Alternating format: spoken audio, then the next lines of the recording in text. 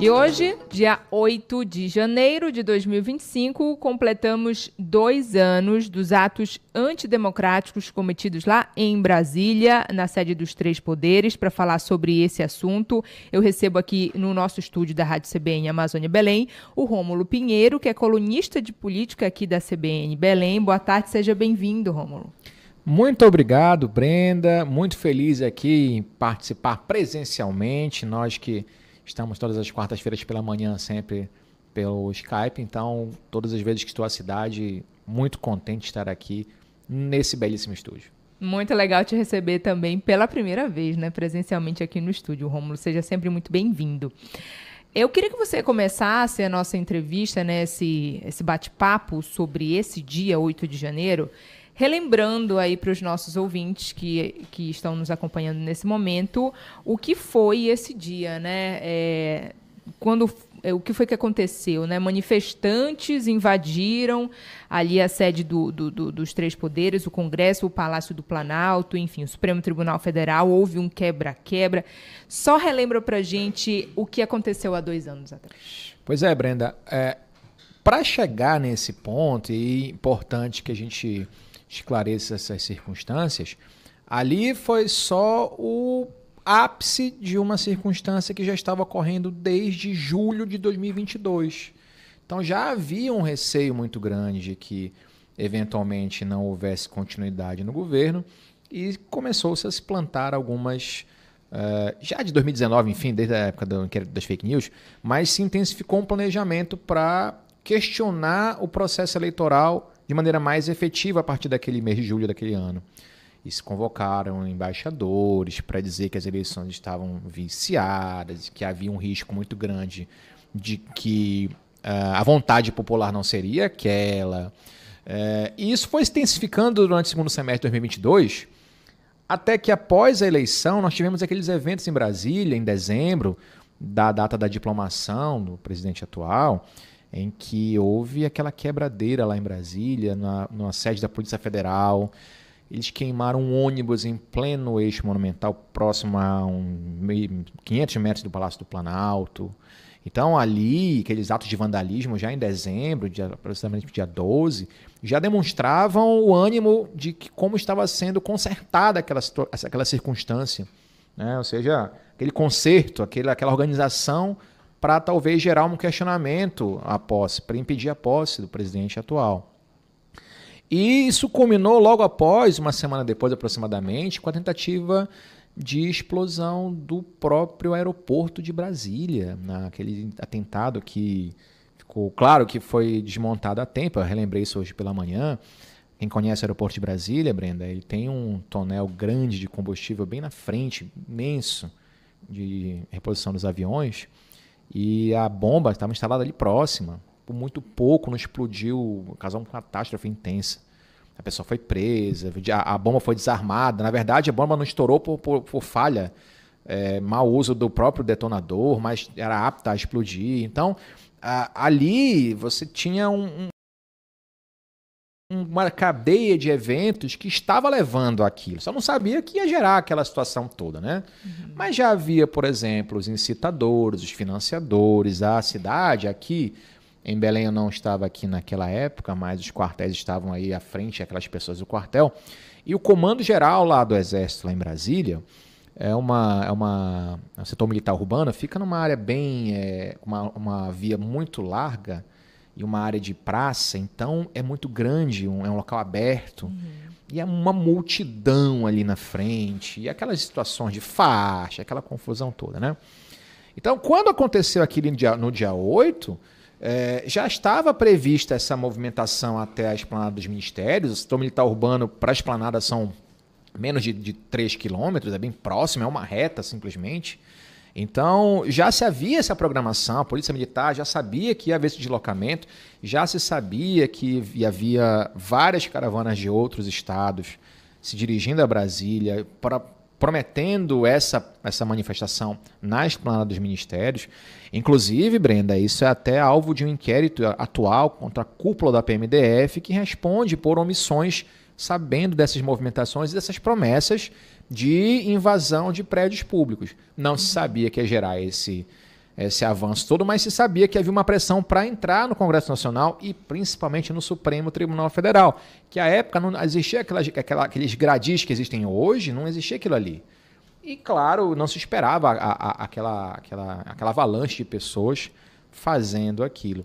Quando a gente fala não se esperava, na verdade é o que tomou, mas já se havia um rumor muito grande que sim haveria algum tipo de problema. A cúpula da Polícia Militar do DF sabia disso, o governador do Distrito Federal também sabia disso, o secretário de Segurança, que havia sido ministro da Justiça, que virou secretário de Segurança do DF, também sabia, estava nos Estados Unidos, sabendo o que poderia acontecer, e até para negociar a retirada dos manifestantes, teve que haver uma conversa do ministro atual da Justiça com a cúpula da PMDF e do Exército, que não havia qualquer possibilidade de remoção daquelas pessoas. Ou seja, havia ali um conserto muito grande para gerar o que aconteceu. Então, o dia 8 em si, basicamente, foi só um ápice de todo um processo de meses até aquele fatídico dia. Rômulo, quando a gente fala que as forças responsáveis pela segurança ali daquela área não responderam, né, antes do ato acontecer, a gente está falando também em conivência, quem sabe, desse ato em si? Vamos pensar, Brenda, e isso é um fato, não é uma opinião, aquelas pessoas foram escoltadas até a esplanada dos ministérios.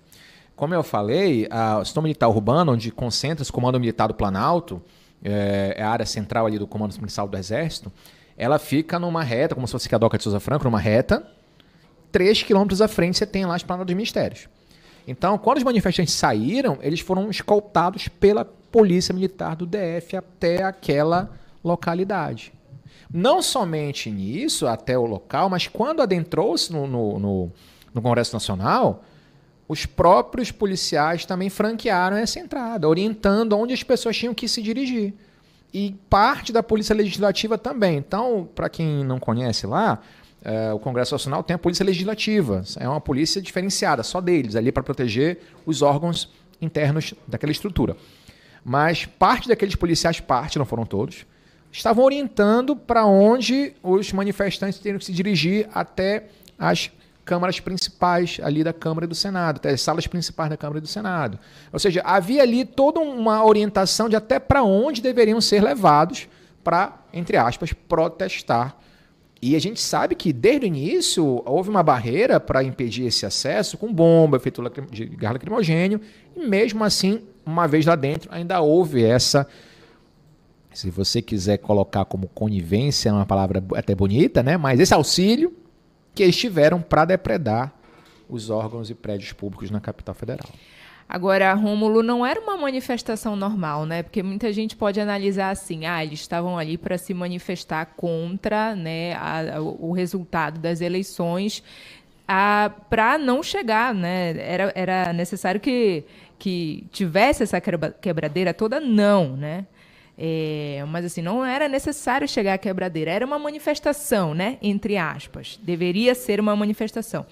Não era uma manifestação comum, né? Porque houve essa invasão, né, nos prédios e a depredação em si. Para poder a gente explicar aqui para o nosso ouvinte que há o direito a manifestar, a gente tem, né, o direito de manifestar, né, publicamente o nosso descontentamento com decisões políticas, enfim, públicas, mas aquela manifestação não era qualquer manifestação e uma manifestação aceita, vamos dizer assim. E aí, Brenda, parte também para aquela questão da ideologia política. Então você vê, qual é a narrativa que se faz para justificar aquela circunstância. Então você vai ter do lado dos manifestantes, a informação de que aquilo ali saiu do controle, ou seja, que era uma manifestação pacífica e que ao chegar ali na esplanada, alguém ali começou a fazer uma baderna e ali saiu do controle. Então essa é a informação, que aí vai por esse caminho. Por outro lado, eu moro ali na capital, eu acompanhei, a gente mora ali, Brenda, a gente está acostumado com manifestação, é muito comum, né? Então não muda o dia a dia da cidade, tá? Mas aquelas manifestações, elas já estavam prometendo isso já de algum tempo, não é uma manifestação que meramente saiu do controle no momento que chegou na esplanada. Já havia uma movimentação, não somente de frases, mas de faixas, de grupos de redes sociais informando que eles iam fazer, entrar, expulsar, invadir. Ali já havia uma programação para fazer aquilo.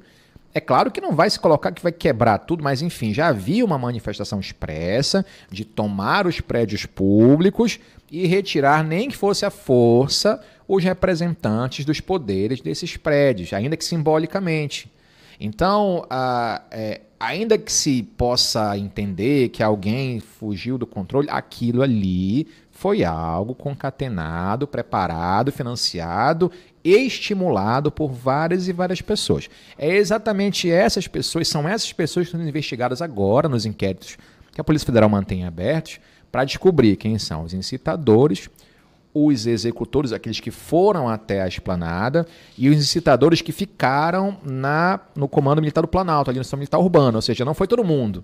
Alguns permaneceram na base do Comando do Exército, manifestando, e outros foram até a esplanada, aqui mantendo o suporte logístico, refeição, água, barraca, etc., e os demais foram até lá.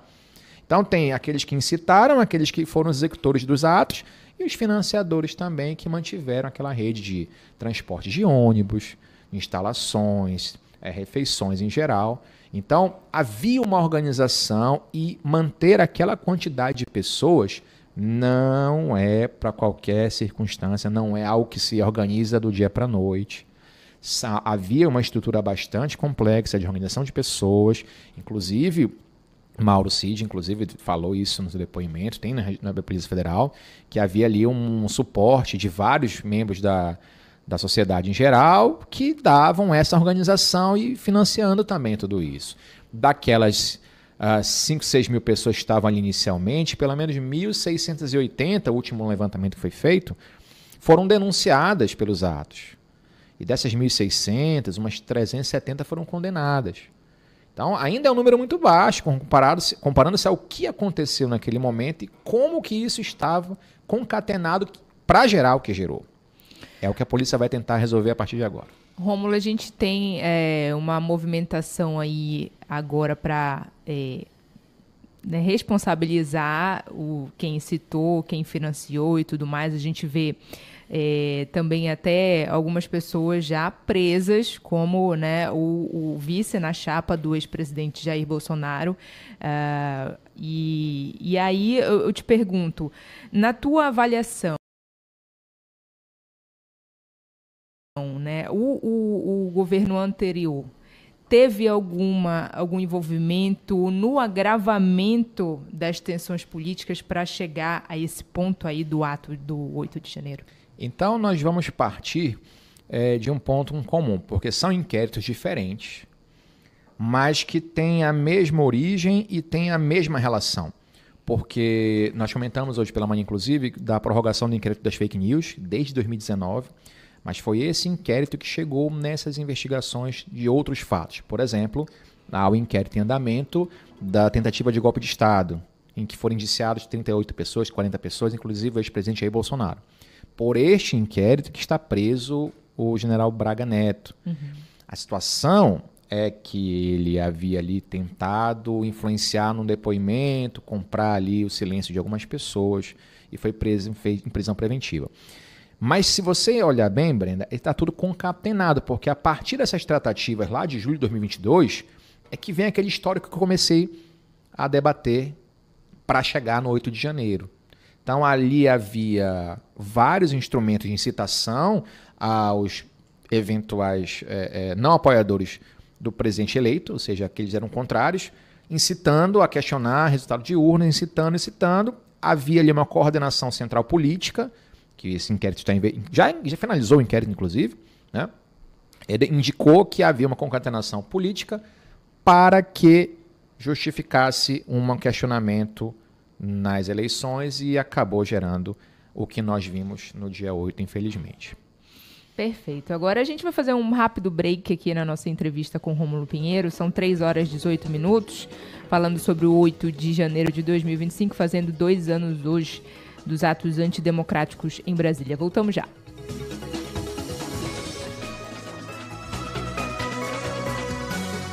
CBN, Tarde de Notícias.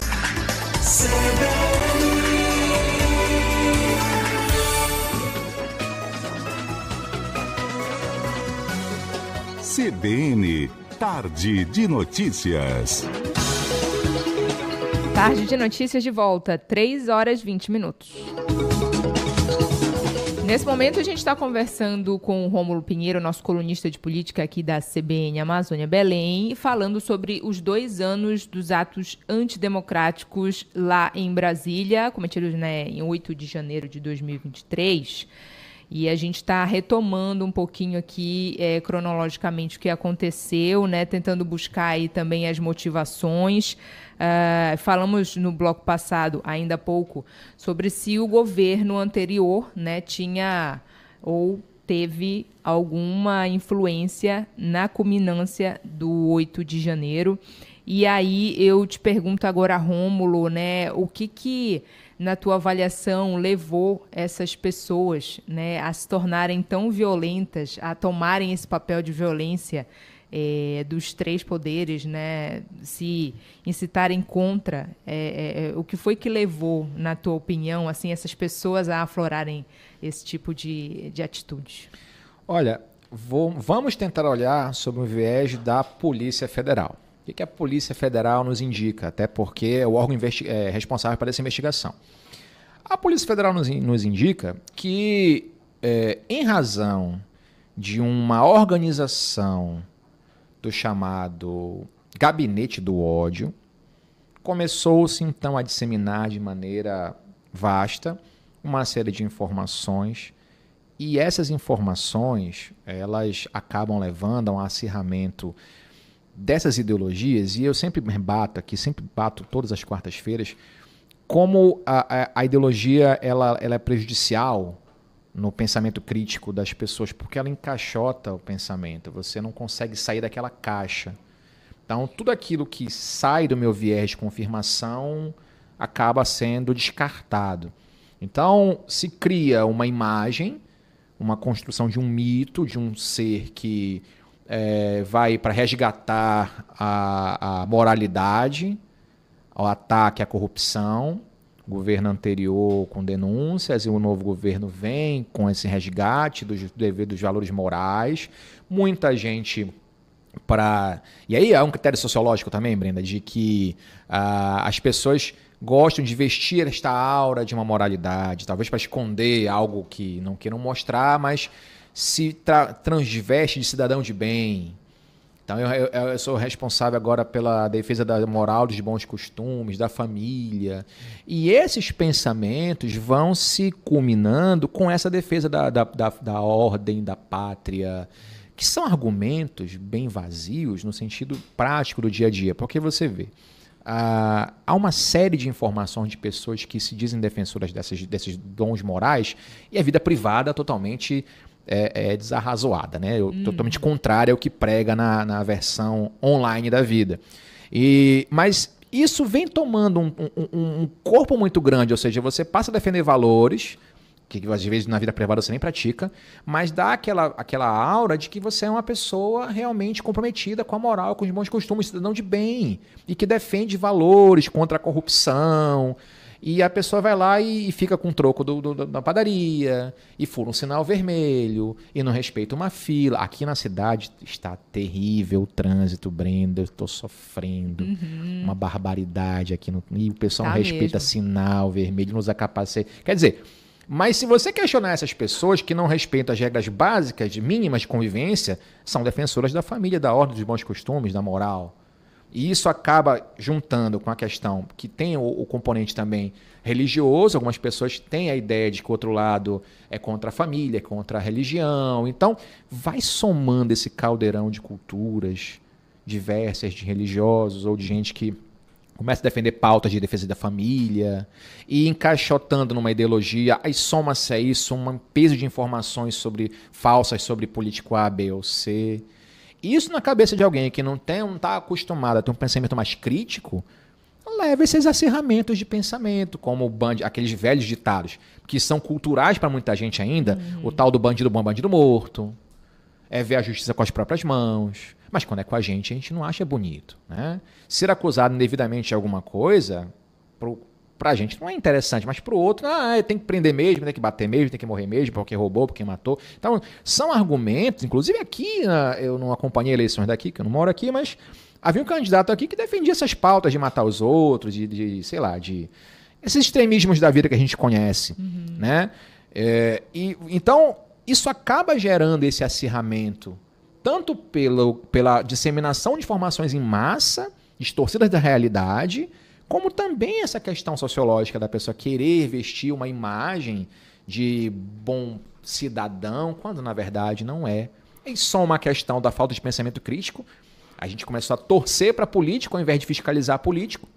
O que ele faz de certo é certo, o que ele faz de errado eu não vou fingir que eu não vejo, eu vou relativizar, porque eu estou encaixotado na minha ideologia, nada que sai dali é válido para mim, saiu do meu viés de confirmação, então eu simplesmente vou ignorar. Meu presidente pode matar 3, 4, mas tá certo, entendeu? Pode fazer acontecer, então acaba isso gerando esses acirramentos, gerando esse pensamento extremista para muita gente, e infelizmente é uma tendência mundial, não é só do nosso país, infelizmente. Rômulo, é triste a gente acompanhar que, digamos assim, por pouca coisa, a pessoa chega à barbárie, né? Porque foi o que aconteceu lá. Não morreu ninguém, graças a Deus, né? Mas tivemos aí a depredação do patrimônio público federal, né, da União, né, e chegamos a ver essas pessoas, como você falou aí, com essas ideologias e uma mistura de outros fatores também, desenvolvendo ali a insegurança naquele local, que aí é o ponto que eu queria também agora retomar contigo, sobre a segurança institucional, a segurança pública ali daquele local. Como é que foi possível, né, a tentar a barbárie chegar e a fazer essa ruptura e a chacoalhar a segurança ali da Praça dos Três Poderes? E você imagina, Brenda, que o Distrito Federal ele tem uma estrutura, em tese, para ter mais fortificada, porque abriga a sede dos poderes no país, os 3 poderes principais do país. Mas naquele momento, lembrando, o ministro da Justiça do governo anterior, que ajudou a propagar essas ideias também, virou secretário de Segurança Pública do governo do Distrito Federal logo no outro ano, ou seja, acabou o mandato do presidente Bolsonaro, o ministro saiu e foi ser secretário de Segurança Pública do governo do DF. O governador do DF, atualmente ainda, Ibanez Rocha, muito ligado ao ex-presidente e, claro, não moveu, ou pelo menos o inquérito aponta isso, não moveu muitas forças para tentar impedir o que se sabia. O que a gente sabe lá, Brenda, não é que o governador, por exemplo, a Rede de Segurança Pública do DF tenha incentivado, mas sabendo e avisada e notificada, também não manifestou-se para impedir que aquilo acontecesse. O ministro, à época, o ministro Flávio Dino, à época ministro da Justiça, salvo engano, avisou, ligou para o governador Ibanez Rocha várias vezes, o governador não atendeu, enfim. Há um inquérito que investiga não somente o governador, como a alta cúpula da PMDF em relação a essas omissões na segurança institucional do Distrito Federal e da capital da República. Somando-se a isso também a questão do alto comando do Exército, que também não auxiliou a evacuação das pessoas que estavam na frente do Comando Militar do Planalto. Então você tem aí instituições vinculadas a essas ideologias apoiando ou não autorizando ou não aceitando a eleição de 2024, aliás, 22. Qual é o impacto que isso tem, né, nessas instituições? Hoje já vem diminuindo um pouco, porque você vê que lá em Brasília é um ditado que a gente fala sempre, mas enfim, não é meu, mas enfim, é um ditado antigo, que lá o pessoal troca de meia sem tirar o sapato, né? Ou seja, o pessoal é bastante esperto. Faz coisas que você nem vê e nem percebe, entendeu? Ele consegue trocar de meia e não tirar o sapato e você nem percebe. Então, há uma certa acomodação. O governo da ocasião vai acomodando aqueles principais descontentes, isso vai se aquietando, as pessoas vão se encaixando ali. A poeira vai baixando. A poeira vai baixando, mas ainda assim há uma questão ideológica muito grande nas Forças Armadas. Você vê agora a premiação do Globo de Ouro, o pessoal, ao contrário, não estava... Não aceitou a premiação. Não aceitou a premiação da primeira atriz brasileira a ganhar o prêmio. Por quê? Porque era um filme que era, em tese, contra, enfim, a direita, né? Mas, enfim. A gente vai para o intervalo rápido, repórter CBN, voltamos já.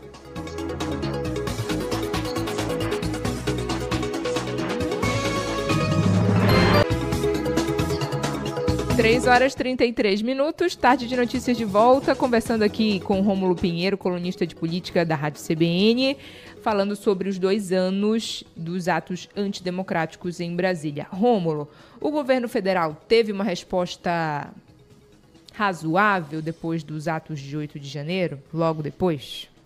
Olha, Brenda, O que tu acha? houve uma articulação muito grande junto com o próprio Supremo Tribunal Federal para resgatar essa imagem de organização que ficou muito manchada, de fato, com relação ao que aconteceu. Porque, veja, em que pese haver a necessidade de suporte do governo do DF ali na região, mas também a Polícia Federal demorou a dar uma resposta apta à situação. E eu me recordo que logo no mesmo dia o presidente Lula esteve junto com a ministra Carmen Lúcia analisando o que aconteceu no Supremo, a depredação. E hoje tem um memorial lá dentro do Supremo Tribunal Federal com restos da depredação, com objetos que foram quebrados que não foram restaurados. Hoje nós temos uma memória daquilo que aconteceu, inclusive nós tivemos uma cerimônia hoje pela manhã. Então, a questão da memória do que aconteceu realmente vem sendo bastante eficaz para evitar novas tentativas de abolição do Estado Democrático de Direito. Agora, naquele momento, não foi eficaz, porque havia o secretário de Segurança, se não me engano, na época, adjunto do Ministério da Justiça, era Paulo Capelli. E ele jornalista, ele não era da área do direito, né? Mas mesmo assim conseguiu concatenar uma organização inicial logo depois dos atentados, mas que por alguns dias ainda a cidade estava ali em caos, não havia circulação de pessoas, não havia como chegar, até porque você vê, foram presas várias pessoas, não havia um local onde eles ficarem, a circulação de ônibus para levar as pessoas lá não foi adequada, não tinha também uma concatenação das políticas públicas da cidade para desobstruir as vias. Então, esse início foi bastante caótico, até porque era o início do governo também. A estrutura de transição ainda não estava bem montada.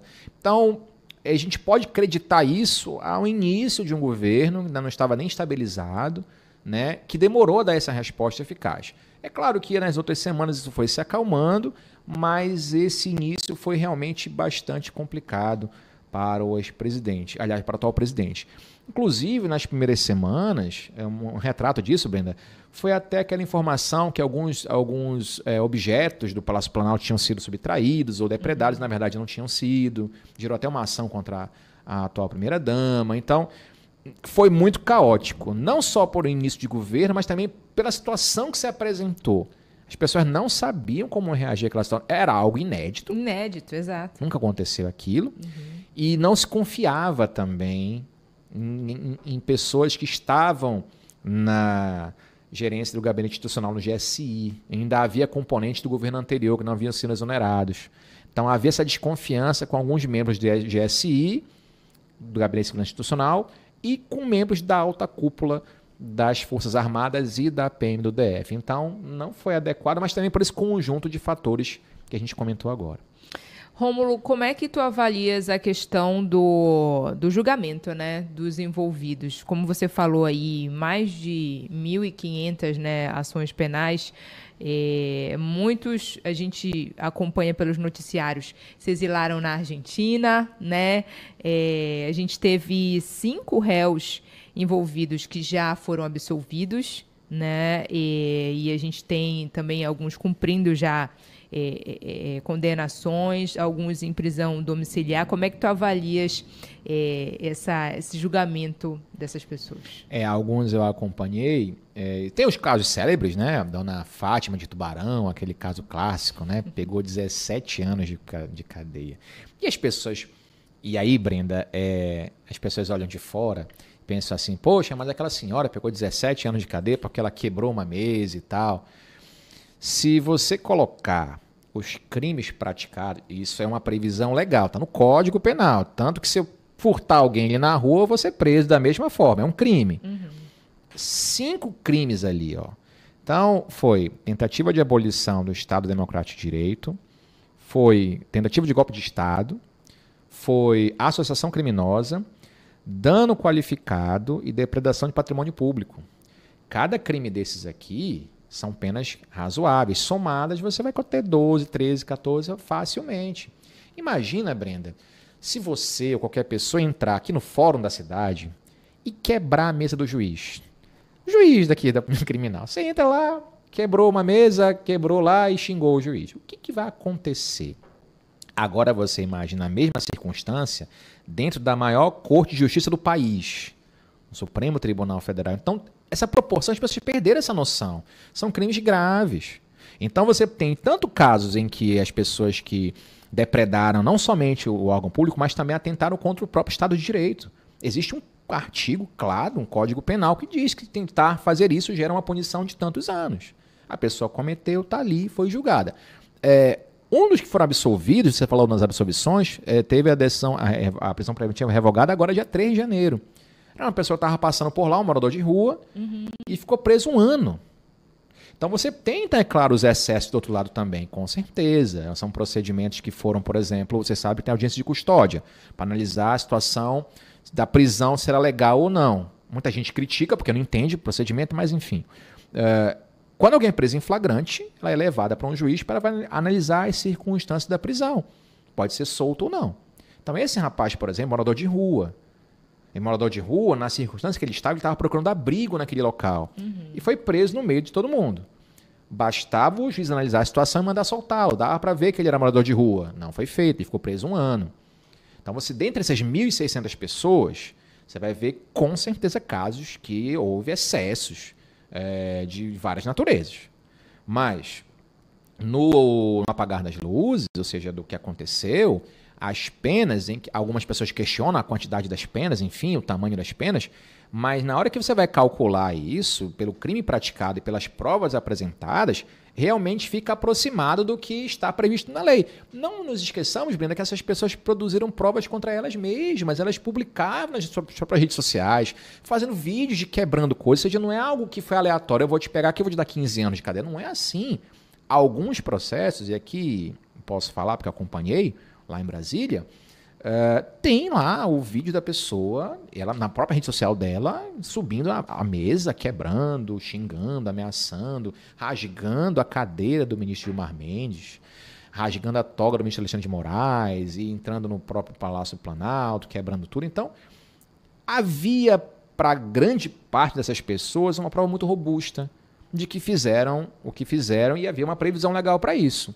Deu no que deu. Tem pessoas presas até hoje, com penas consideráveis e, claro, salvo os excessos que a justiça vem tentando afastar, mas grande parte trouxe para si mesma essa condenação, tanto com as condutas e com as próprias provas do que fizeram, infelizmente. E teve gente que ainda não recebeu nada, né? Tá livre. E teve gente que não somente não recebeu, como financiou, como incitou, auxiliou e até agora nada. É por isso que o inquérito foi prorrogado por mais 6 meses também, para apurar, tem mais 20 depoimentos para serem tomados.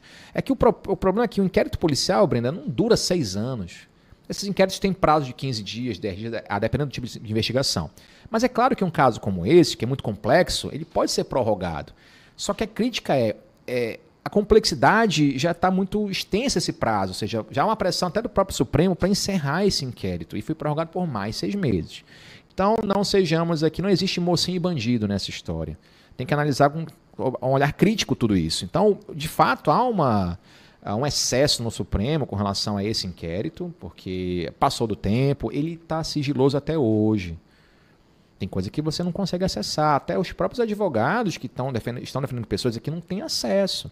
Então, isso é uma crítica muito grave que se faz no procedimento desse, entendeu? E isso é um problema também, Brenda, porque você vê atrás a famosa Lava Jato.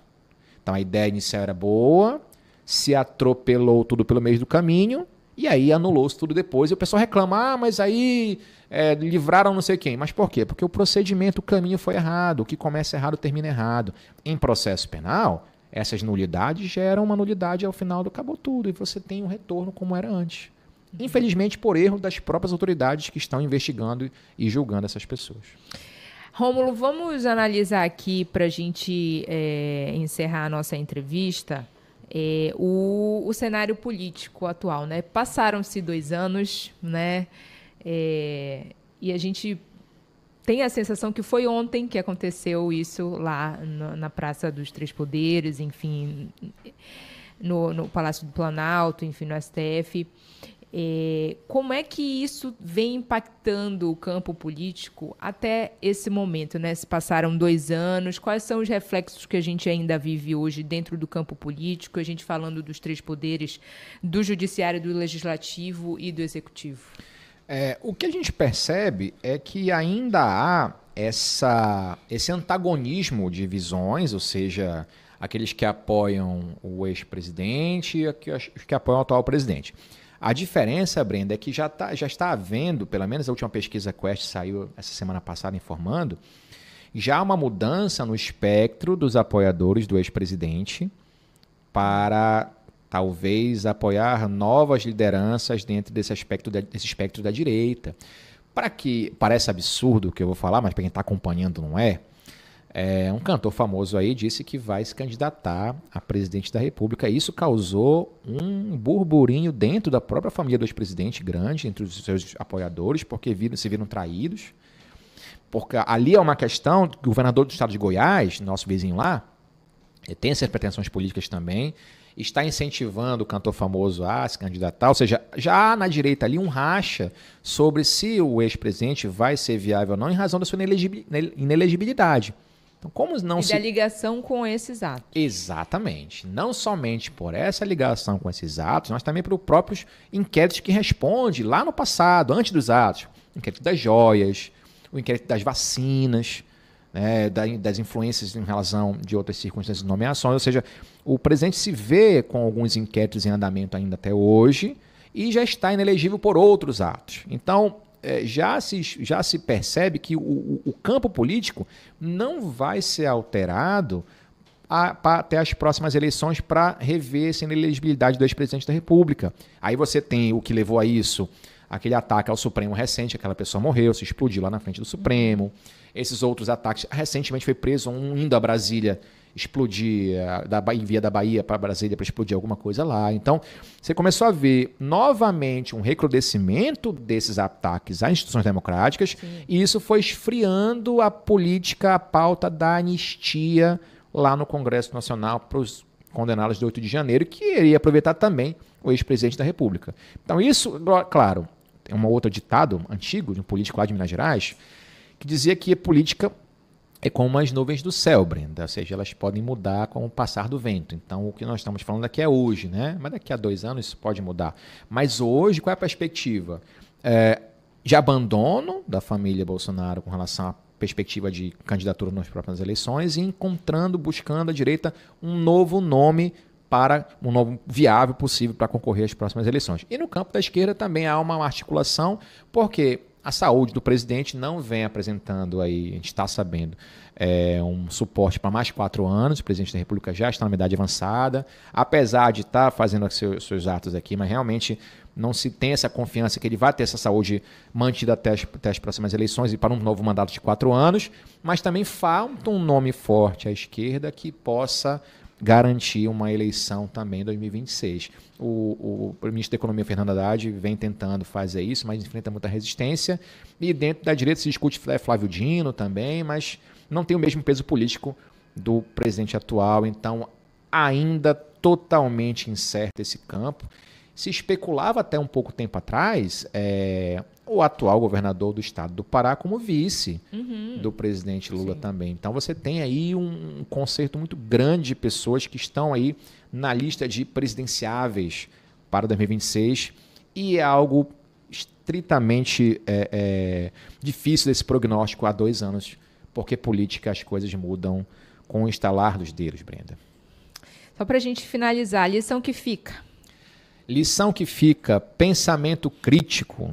Nós aqui, nosso TV aqui como propagadores aqui de informações, é tentar ilustrar as pessoas, sair desse espectro ideológico. Eu sou de esquerda, sou de direita, você pode até ter um ramo de político, né, de pensamento, mas sair dessa ideologia fechada de pensamento. Então, se o meu político fez algo de errado, você vai criticá-lo também, independente do ramo político que ele tenha, da orientação política que você siga.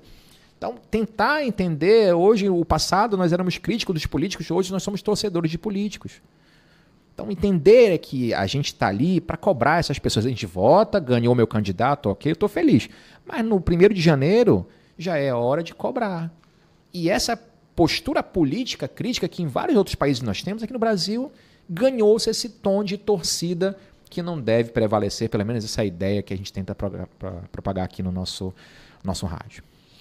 Perfeito. Rômulo Pinheiro, colunista de política da CBN, analisando aí os atos antidemocráticos em Brasília, completando hoje 8 anos. Rômulo, fico muito lisonjeada, 2 anos. Fico muito lisonjeada em te receber presencialmente aqui no nosso estúdio e venha mais vezes, a gente está aqui aberto. Muito obrigado, Brenda. Semana que vem eu estou de volta e espero te encontrar de novo aqui também. Obrigada, Rômulo, pela presença. 3 horas e 49 minutos. Intervalo, voltamos já.